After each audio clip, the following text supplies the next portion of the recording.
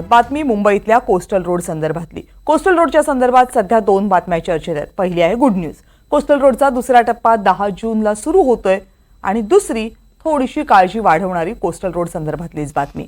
Coastal रोडमध्ये ज्याचा पहिला टप्पा सुरू झाला तिथे आता गळती सुरू झाली आहे। कोस्टल रोड सुरक्षित आहे का या संदर्भात प्रश्न उपस्थित केले जाऊ लागले आणि आज मुख्यमंत्र्यांनी पाहणी केली।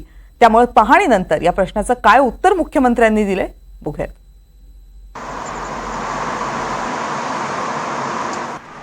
कोस्टल रोडवरचं चिंता वाढवणारं दृश्य क्रमांक 1, रस्त्यावर पाणी गळतंय।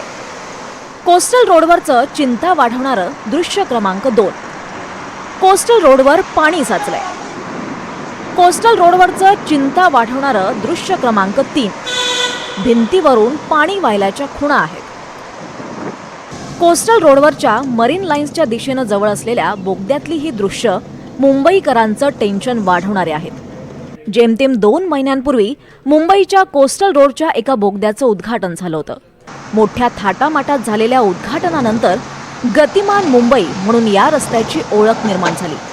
आता याच बोगद्याला गळती लागली आहे, त्यामुळे कोस्टल रोडच्या दर्जाबद्दल प्रश्न निर्माण झाले।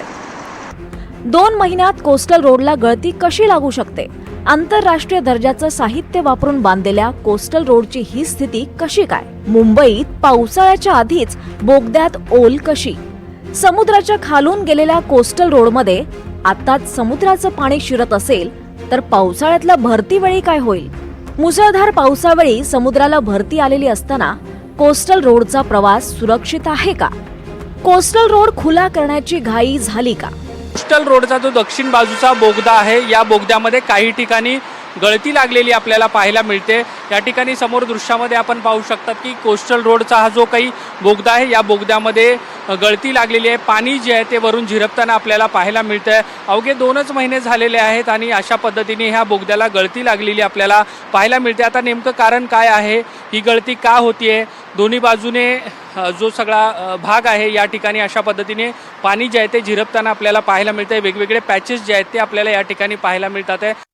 कोस्टल रोडमध्ये गळती सुरू होताच विरोधकांनीही सरकारवर प्रश्नांची सरबत्ती सुरू केली आहे। मवियाचं सरकार कायम राहिलं असतं तर मुंबई कोस्टल रोड डिसेंबर 2023 पर्यंत पूर्णपणे तयार झालेला असता आणि नागरिकांसाठी खुला झाला असता। पण भ्रष्ट राजवटीनं आमचं सरकार पाडल्यानंतर त्या कामाचा वेग मुद्दाम कमी केला आणि खर्च वाढवण्याचं काम केलं। फेब्रुवारीमध्ये अनेक वेळा उद्घाटनाच्या तारखा बदलत राहिल्या। त्यावेळेस मी ते निदर्शनासही आणलं होतं आणि तेही फक्त एका लेनसाठी सुरू होतं। शेवटी आम्ही केलेल्या कामाचं श्रेय लाटण्यासाठी निवडणुकीपूर्वी घाईघाईत एक लेन उघडण्यात आली। कोस्टल रोडमध्ये गळती सुरू असल्याचं समजताच मुख्यमंत्री एकनाथ शिंदेंनीही तातडीनं कोस्टल रोडची पाहणी केली। परदेशी टनेल एक्सपर्टनी मुख्यमंत्र्यांना माहिती दिली। त्यानंतर कोस्टल रोडमध्ये नेमकं काय बिघडलंय याचं उत्तर मुख्यमंत्र्यांनी दिलंय।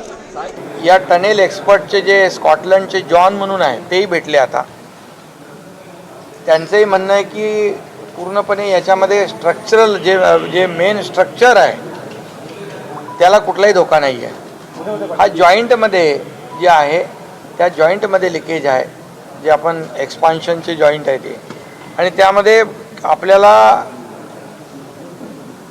इंजेक्शनद्वारे हे आता 2-3 जॉईंटमध्ये पाणी लिकेज होत असलं तरी मी सूचना केलेल्या आहेत। जेवढे 25 जॉईंट आहेत, इकडे 25 जॉईंट आहेत आणि तिकडे 25 जॉईंट आहेत, या सर्व 25 जॉईंटवर ही प्रक्रिया केली पाहिजे। इंजेक्शनद्वारे पॉलिमर ग्राउटिंग हे केलं जाईल अशा प्रकारचं जॉन यांनी सांगितलेलं आहे। आता जिथे गळती होते तिथं इंजेक्शन दिलं जाणार आहे आणि त्या भेगा भरल्या जाणार आहेत।